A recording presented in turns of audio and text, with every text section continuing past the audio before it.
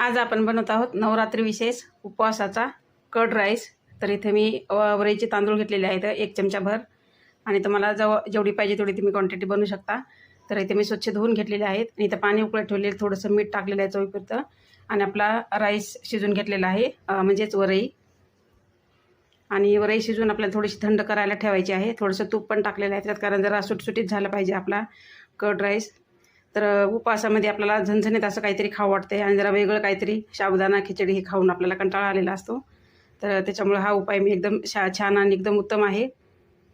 इथे मी बदाम घेतलेले आहेत 4-5। बदाम नसतील तर तुम्ही फक्त शेंगदाणे पण टाकू शकता, ऑप्शनल आहे। इथे शेंगदाणे घेतलेले 1 छोटी वाटी। हे सर्व आपल्याला जिन्नस तळून घ्यायचे आधी, आणि थोडेसे काजू पण घेतलेले आहेत। हे कसं आहे, आपल्याला भूक न लागण्यासाठी पण चांगलं आहे आणि झणझणीत पण आहे आणि थोडंसं पोट भरते आणि हेल्दी पण आहे खाण्यासाठी। तर हे सर्व जिन्नस आपण तळून घेतलेले आहेत आणि हिरवी मिरची घेतलेली आहे मी 3 बारीक कट करून घेतलेली आहे आणि त्याचा आपल्याला तडका तयार करायचा आहे।